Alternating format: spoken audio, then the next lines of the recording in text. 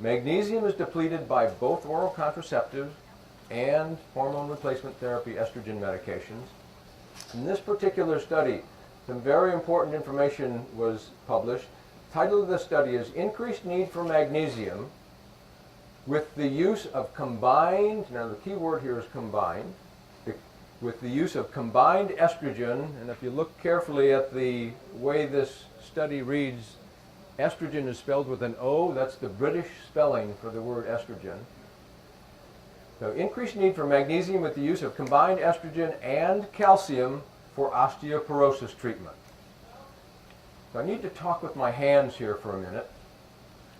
Here's calcium and here's magnesium. Now, doctors say take calcium to prevent osteoporosis. At the same time, women are taking estrogen medications which deplete magnesium. So you've got two things going on at the same time which increase the differential between, or the disparity between the calcium-magnesium balance. And magnesium is a critical mineral for the bones. There's a lot of magnesium in your bone matrix.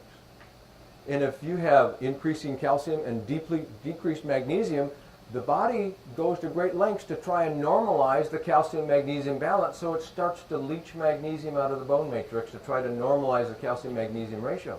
Doctors who tell women take calcium think they're helping women with their bone density, when in fact they're accelerating breakdown of the bone matrix by leaching magnesium out of the bone. So it's critical that women understand that it's not just calcium for bone density. Calcium, magnesium, manganese, boron, vitamin D, vitamin K, strontium. There's a whole mix of nutrients that are required for optimal bone health. And we've certainly got good product options here at Pharmaca. They understand that. The second point I want to make here, the other bullet point in this slide, is that there's an increase in thromboembolic cardio and cerebrovascular events. If I break that down in layman's terms, that means there are more blood clots. And here again, with calcium and magnesium, calcium is a blood clotting agent, and magnesium is a blood thinner. If you increase calcium and decrease magnesium, you're going to have more blood clots. And sure enough, that's, again, the number one side effect of all these estrogen medications. So I think magnesium is one of the most critical nutrients that everybody needs to learn more about. I try to get everybody to consider taking 300 to 500 milligrams of magnesium at least once, preferably twice a day. It's a self-limiting situation with magnesium. If you take too much magnesium, you'll get loose stools. So if you try taking 500 milligrams of magnesium twice a day and you don't get loose stools, that's great for your system and good cardiovascular protection. If you get loose stools, just lower the dose a little bit. But you can use that loose stool side effect to recognize when you're taking a little too much magnesium.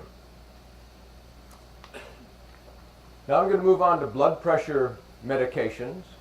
And within this class of drugs, we've got hydralazine, loop diuretics, thiazide diuretics, potassium-sparing diuretics, beta blockers, clonidine and methyl-dopa, the ACE inhibitors, and chlorothalidine. So these are all blood pressure regulating drugs, just in this one class.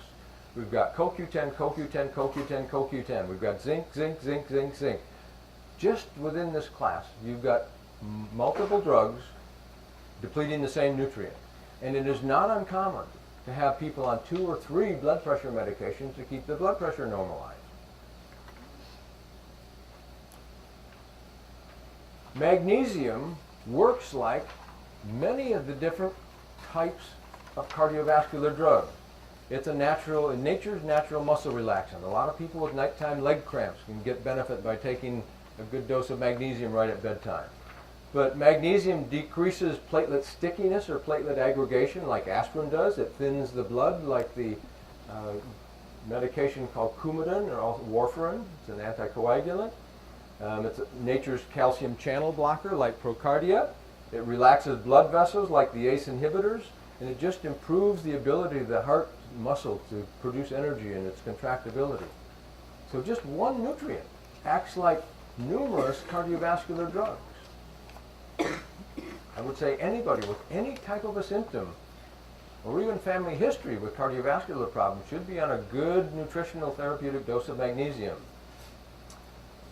The next study here, a very, very important piece of information this clinician has shared with us, magnesium deficiency, pathophysiologic and clinical review. The author starts out by reviewing some of the biochemical activity of magnesium. He says it's a cofactor for ATP, which is the way we produce energy at the cellular level, critical in energy production, protein synthesis, and anaerobic phosphorylation, which is just the production of energy at the cellular level. Now he says if magnesium is depleted, bone stores contribute magnesium to the extracellular fluid. Here's the study in the literature that's telling us if you're magnesium deficient, magnesium is going to get leached out of the bones to try to normalize that calcium-magnesium balance. And he's telling us down I put the whole final statement in this particular slide. This clinician said the serum magnesium, the blood level of magnesium, can be normal in the presence of intracellular magnesium depletion, and the occurrence of a low serum level means you have had extended intracellular depletion already. Now let me explain a little bit about what this clinician is telling us. Magnesium is primarily an intracellular ion. If doctors take a blood sample and check your magnesium level, they're not looking in the right place. You want to find out what your magnesium level is inside the cells. And this clinician is saying magnesium levels can be normal in the blood serum, but you're already depleted intracellularly.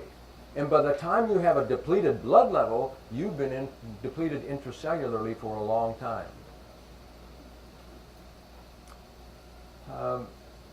Little story about magnesium. I was at a medical conference about 15 years ago, and I heard a cardiovascular surgeon who specialized in cardiac bypass tell a very interesting story. Remember I just said magnesium, one of its primary functions, it's a nature's natural muscle relaxant and it can help people with nighttime leg cramps. So if you're magnesium deficiency, you're more likely to have cramps. This cardiovascular surgeon was up on the stage telling this story. He said he's got a young 38-year-old man, relatively young man, on the operating table. His chest is clamped open, and the physician said he's bending over his patient doing bypass surgery. This patient, 38-year-old man, has a relatively healthy heart. He just has clogged arteries going to the heart. So they're doing bypass surgery. Probably the first time in the history of the world that this was ever visually observed. The physician surgeon said he's working on the bypass on this patient's heart, and all of a sudden this patient's heart just freezes up. Magnesium deficiency, muscle cramp in the heart, is called a heart attack. And now we know we have hundreds of thousands of people every year with relatively healthy hearts, but they have a magnesium deficiency and they get a muscle cramp in the heart, and in 50% of those cases the first symptom is death. So magnesium is really, really a critical nutrient for cardiovascular health.